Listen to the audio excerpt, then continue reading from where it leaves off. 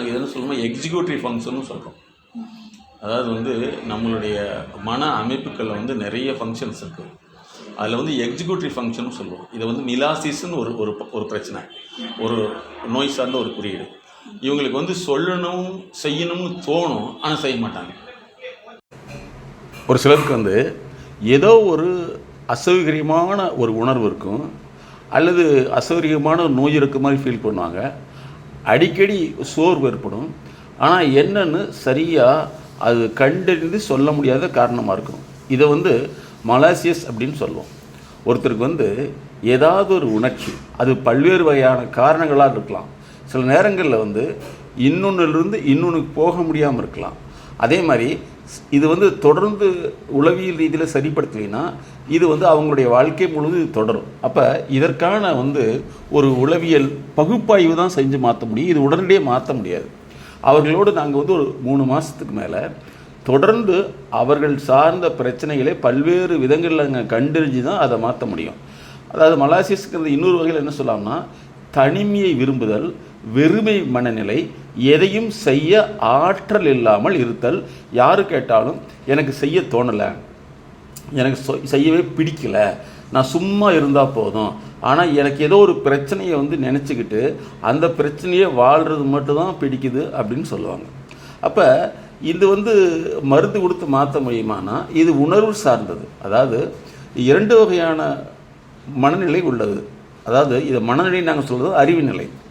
எப்படி வந்து கல்வி ரீதியான ADH, அதாவது attention deficiency hyper activity syndrome, அதே மாதிரி ஆக்குபேஷன் சொல்லக்கூடிய வேலை ரீதியான ADHD, occupational ADHD, occupational attention deficiency hyper activity syndrome.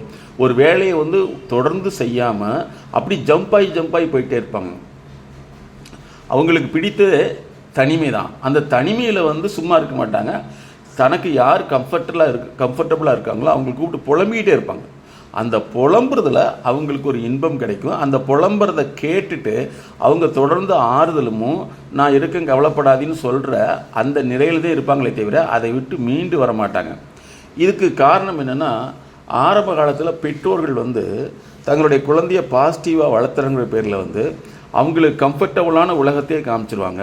வெளி உலகம் அவங்களால சமாளிக்க முடியாது, அல்லது வெளி உலகத்தில் இவர்களுக்கு பிடிக்காத, இவர்கள் எதிர்கொள்ளாத விஷயங்கள் நடக்கும் பொழுது அது இவங்களால வந்து சமாளிக்க முடியாமல் எகைன் வித்ட்ராவல் ஆகி இவங்க குடும்பத்துக்குள்ளே வந்துடுவாங்க.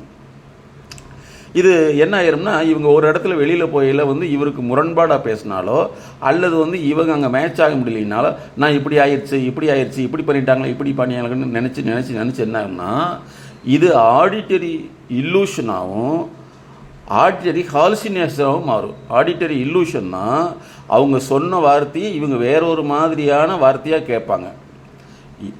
ஆடிட்டரி ஹாலுசினேஷன்னா அவங்க சொல்லாத ஒரு விஷயமே இவங்க சொன்னாத மாதிரியும், அல்லது வந்து அவங்க வந்து காதில் பேசிகிட்டு இருக்கிற மாதிரியே உணர்வு ஏற்படும்.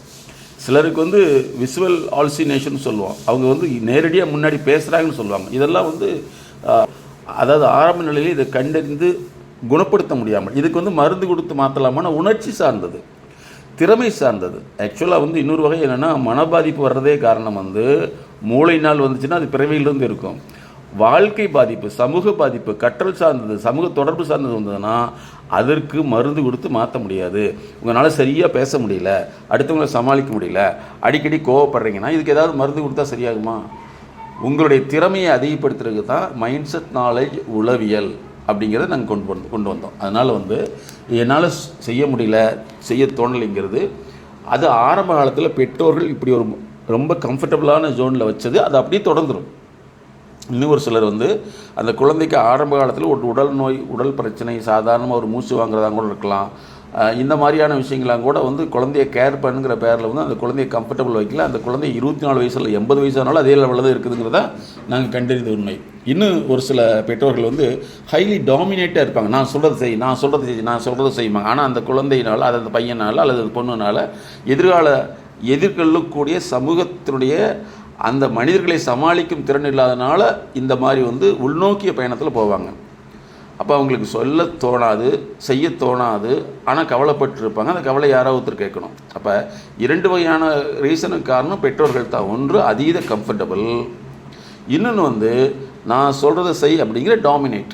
இந்த டாமினேட் பிரச்சனை வரையில் தான் அவங்க வந்து 2 சைடும் போகாமல் இருக்காங்க. அப்போ இதை வந்து உடனே மாற்றுறதுக்கு வந்து என்ன செய்யணும்னா, நாங்கள் முதல்ல பேரண்டிங், ட்ரூ பேரண்டிங் ஃபோரம் அப்படின்னு வச்சு அந்த பெற்றோர்களுக்கு முதல்வழியாக எப்படி நீங்கள் அந்த பாதிப்புள்ளவர்களுக்கு கம்ஃபர்டபுளாக இல்லாமல் அதே சமயத்தில் வந்து அவங்கள எப்படி மேற்கொள்ளணுங்கிற உளவியல் வழிகாட்டல் கொடுக்குறோம். பாதிக்கப்பட்ட இவருக்கு இன்ச் பை இன்ச்சாக ஒரு விஷயமாக தான் அவங்கள செய்ய வைக்கணும். ஆனால் அவங்க செய்யறதுக்கு அவங்க ஒத்து வர மாட்டாங்க. காரணம், அவங்களுக்கு எதையுமே செய்ய பிடிக்காது, செய்ய தோணலைங்கிற வார்த்தையை சொல்லுவாங்க. அப்போ இதற்கான கால அளவுங்கிறது வந்து அவங்களுடைய ஒத்துழைப்பு எடுத்து 3 மாதங்களிலிருந்து 3 ஆண்டுகள் வரை அதிகபட்சம் தேவைப்படும். இதுக்கு வந்து பெற்றோர்கள் அவசரப்படுறதுனாலையோ அல்லது வந்து சீக்கிரம் நாங்கள் செய்யறதுனால அது முடியாது. ஏன்னா இவங்களுடைய மன இயல்பு கம்ஃபர்டபுள் நோக்கி தான் போயிட்டுருக்கும். பல பெற்றோர்கள் வந்து ஆரம்பத்துலலாம் இவங்க நல்லாத்தே இருந்தாங்க, ஆனால் இந்த மாதிரி வேலைக்கு போய் தான் இப்படி ஆயிடுச்சு, அல்லது இந்த மாதிரி ஸ்கூலுக்கு போய் தான் இப்படி ஆயிடுச்சு, அல்லது காலேஜ் போய் தான் ஆயிடுச்சு அப்படின்னு சொல்லுவாங்க. இது வந்து அவர்கள் ஏற்படுத்திக்கூடிய ஒரு விதமான கன்வீனியன்ட்டு, கம்ஃபர்டபுளு, அவங்களுடைய ஒரு தொடர்ந்து வந்து அரவணைப்பு கிடைக்கணுங்கிறதுக்காக இவங்க வந்து ப்ரொஜெக்ஷன் அப்படிங்கிற ஒரு விஷயத்தை உருவாக்குவாங்க. இன்னும் சில சமயங்களில் வந்து என்னென்னா, இவங்க வந்து யாருமே இவங்களுக்கு ஏதுவாக இணையாக இவங்களுக்கு தகுந்த மாதிரி பேசலைன்னா அவங்கள பிடிக்காதுன்னு சொல்லிடுவாங்க. அப்போ பெற்றோர்கள் இந்த விஷயத்தில் வந்து அவர்களுடைய பேச்சை நம்பணுமா, இது நிதர்சன யதார்த்த உலகத்துக்கு இவங்களுக்கு அழைத்து வரணுமா அப்படிங்கிறது தான் முக்கியம். பல பெற்றோர்கள் தங்களுடைய குழந்தையை வந்து கம்ஃபர்டபுளாக வைக்கணுங்கிறதுக்காகவும் அவங்க கஷ்டப்படக்கூடாதுங்கிறதுக்காகவும் ரொம்ப அதிலே வளர்த்திட்டு இவங்க ஒரு 60 வயசு 70 வயசு ஆகிகளை தான் இவங்களால் வாழ முடியலன்னு மறுபடியும் வந்து சமுதாயத்தை குறை சொல்லுவாங்களே தவிர குழந்தைகளை செயல் திருத்தத்துக்கு பெரும்பாலான பெற்றோர்கள் வர தெரிவதில்லை, வரவதுக்கும் கூட விரும்புவதில்லை. காரணம், இவங்க நினச்சி தான் கரெக்டுன்னு நினச்சிருக்காங்க. இப்போ நிறைய பேர் சொல்கிறது என்னென்னா, நாட்கள் வந்து மிக வேகமாக நகருது, வருடங்கள் மிக வேகமாக நகருது அப்படின்னு சொல்லிட்டு. ஆனால் உண்மை என்னென்னா, நம்ம மனசு இதில் ஈடுபடலைன்னு அர்த்தம். எங்களுடைய மைண்ட் செட் நாலேஜ் உளவியல் பார்வையில் நாட்களும் வேகங்களும் ஒரே மாதிரி தான் இருக்குது. நம்ம வந்து இந்த விஷயத்தை பார்க்காம வேறொன்று நினச்சிட்டு இருக்கனால இது திரும்பி பார்க்கல போயிடுது. அப்போ நாங்கள் என்ன சொல்கிறோம்னா, ஒவ்வொரு வினாடிகளையுமே வந்து நாம் கவனித்து கண்காணிக்கணும். ஆனால் பெரும்பாலும் நம்ம வாழ்கிறது எல்லாமே வந்து ஒன்று எதிர்காலத்தில் வாழ்வோம், இல்லைன்னா இறந்த காலத்தில் வாழ்வோம், ஒன்றா கவலையில் வாழ்வோம், எதிர்காலத்தில் என்ன நடக்கும்னு பயத்தில் வாழ்வோம். இந்த 2 இடத்துல இருக்கிறதுனால நிகழ்காலம் வந்து நமக்கு பெரிய ஒரு கேப்பாக தெரியுது. அப்போ திரும்பி பார்க்கல பார்த்தீங்கன்னா நம்ம கிட்டத்தட்ட ஈவினிங் வரைக்கும் நம்ம என்ன செஞ்சோம்னே தெரியாமல் ஆனால் ஏதோ ஒன்று செஞ்சுட்டு இருந்திருப்போம். இதுக்கு தான் நாங்கள் என்ன சொல்கிறோம்னா, எங்களுடைய ஆராய்ச்சி என்னென்னா, இந்த நெத்தி பகுதி இருக்குது பார்த்தியா, இந்த பகுதியில் ஒரு ஃபங்க்ஷனிங் வச்சுருக்குது, அதுதான் நேச்சர். அந்த ஃபங்க்ஷனிங்கில் வந்து நிறைய கேட்டகரிஸ் இருக்குது. அதில் ஒன்று என்னென்னா டாஸ்க் ஸ்விட்சிங் அப்படிம்போம்.